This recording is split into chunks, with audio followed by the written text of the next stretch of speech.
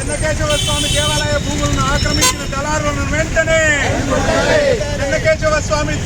ఆక్రమించిన దళారులను వెంటనే భారత్ మాతా కీ భారత్ మాతేశ్వర స్వామి దేవాలయ భూములను చెన్నకేశవ స్వామి దేవాలయ భూములను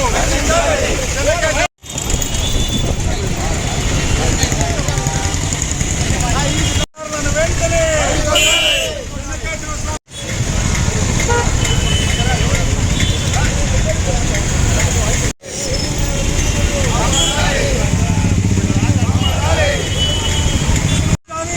మైకేంటి సార్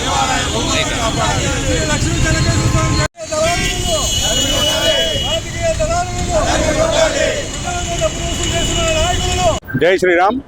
అనంతపురం పట్టణంలో పాత ఊరుకు సంబంధించి శ్రీ లక్ష్మీ చెన్నకేశవ స్వామి దేవాలయం భూములు ఏవైతే ఉన్నాయో ఆ భూములను కాపాడాలని చెప్పేసి విశ్వ హిందూ పరిషత్ హిందూ చైతన్య వేదిక ఆధ్వర్యంలో గత 4 వారాలుగా మేము పోరాటం సాగిస్తూ వస్తున్నాం. ప్రజాస్వామ్యబద్ధంగా ప్రజాస్వామ్యయుతంగా శాంతియుతంగా ఇప్పటివరకు స్పందన కార్యక్రమంలో కలెక్టర్ గారికి రిప్రజెంటేషన్లు ఇస్తూ వచ్చాం. కలెక్టర్ గారు కూడా ఈ మధ్య కాలంలో ఆ యొక్క గుడిని విజిట్ చేశారు. అదేవిధంగా ఈరోజు ఆర్డీఓ గారు ఎంఆర్ఓ గారు ఆ యొక్క గుడికి సంబంధించిన స్థలాల విచారణ కోసం ఆ గుడి దగ్గరికి వెళ్ళడం జరిగింది ఉదయాన్నే. అయితే ఈరోజు మేము ఆ ఏరియాలో ఆక్రమించుకొని ఉన్న ప్రజలు ఎవరైతే ఉన్నారో అంటే పొజిషన్ సర్టిఫికేట్లు తీసుకుని ఆ పేరుతో ఎవరైతే ప్రజలు ఇల్లు కట్టుకున్నారో వాళ్ళందరికీ మేము చేస్తున్న విజ్ఞప్తి ఏంటంటే, ఏదైతే ఈరోజు రాజకీయ నాయకుల దగ్గరికి మీరు వెళ్ళారో ఆ రాజకీయ నాయకులకు చట్టం తెలియని కారణంగా కావచ్చు, లేకపోతే పెద్ద విద్యాబుద్ధులు లేకుండా ప్రజాప్రతినిధులుగా ఎన్నికైన వాళ్ళు కావచ్చు, వాళ్ళ దగ్గరికి మీరు వెళ్ళిన సందర్భంలో చట్టం తెలియకోకుండా అనేక రకాల ప్లాన్స్ ఇస్తున్నారు ఆ రాజకీయ నాయకులు. ఆ రాజకీయ నాయకులు కావచ్చు, లేకపోతే వాళ్ళ యొక్క దళారులు కావచ్చు, వాళ్ళ యొక్క అనుచరులు కావచ్చు, ఈ పేరుతో మొత్తం ఆ ఏరియాలో ఉన్న దాదాపు 400 కుటుంబాలకు సంబంధించిన ప్రజల కుటుంబాలందరితో కూడా డబ్బుల వసూళ్ల పర్వం మొదలు పెట్టారని చెప్పేసి మా దృష్టికి వచ్చింది. కాబట్టి ఈ సందర్భంలో హిందూ ప్రజలందరినీ మేము కూడా కాపాడుకోవాల్సిన అవసరం ఉంది. కాబట్టి రాజకీయ నాయకులు కావచ్చు, రాజకీయ దళారుల నుంచి మేము కాపాడుకోవాల్సిన బాధ్యత మా పైన ఉంది. కాబట్టి ఈరోజు ఈ పత్రికా విలేకరుల సమావేశం మేము పెట్టాం.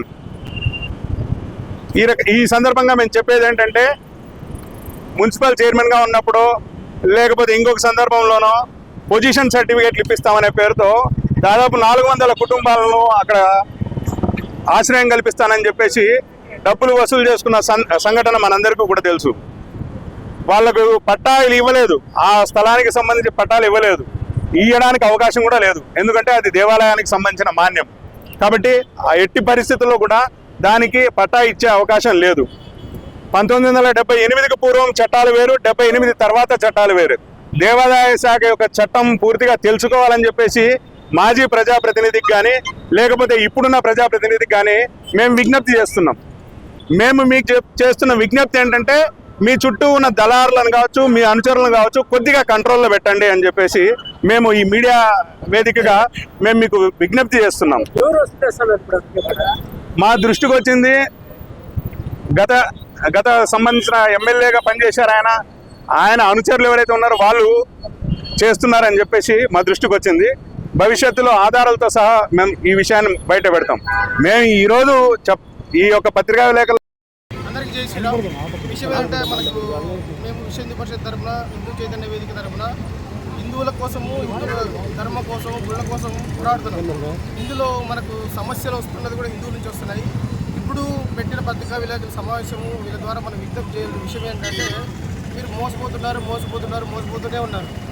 మీరు ఎవరెవరికో డబ్బులు కట్టే బదులు దేవాదాయ శాఖ పెట్టి లీగల్గా తీసుకున్నా కూడా మీరు అనుభవించి హక్కు ఉండేది. తర్వాత మీరు ఒకవేళ వద్దనుకున్నప్పుడు వదిలేసి వెళ్ళిపోవాల్సి ఉంటుంది. సో ఈ రోజు మీకు విజ్ఞప్తి చేసేది అంటే, ఈ గుడే కాదు ఏ గుడైనా సరే ఆక్రమించుకొని ఉంటే ఇప్పటివరకు అనుభవించింది చాలు, మీరు బాగుపడింది లేదు.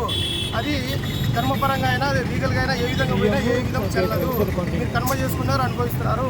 కానీ ఈ రోజైనా మీరు మనస్ఫూర్తిగా ఖాళీ చేసి ఏం దండం పెట్టుకొని వెళ్ళిపోతే ప్రశాంతంగా ఉంటుంది.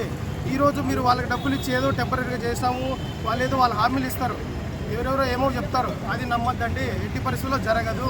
అది ఎవరు చేసినా కూడా దేవాదాయ శాఖ ఫైనల్, మీరు సుప్రీంకోర్టుకు పోయినా కూడా ఈ విషయం జరగదు. సో ఈరోజు మీరు డబ్బులు కట్టి ఏదో పబ్బం గడుపుకున్నా కూడా తర్వాత కొద్ది రోజుల తర్వాత జరిగేది ఏంటి అంటే ఈ కలెక్టర్ గారు అలానే ఉండరు, ఈ ఎమ్మెల్యే గారు ఉండకపోవచ్చు, ప్రభుత్వాలు ఉండకపోవచ్చు, ఎవరైనా ఉండకపోవచ్చు. కానీ ధర్మం అనేది ఎప్పటికీ ఉంటుంది, దేవాదాయ శాఖ ఎప్పుడు ఉంటుంది, హిందూ ప్రజలు ఎప్పటికీ ఉంటారు, హిందూ ధర్మం ఎప్పుడు భారతదేశంలో నిలిచి ఉంటుంది. ఈ నిలిచే వరకు ఆ పోరాటం జరుగుతూనే ఉంటుంది.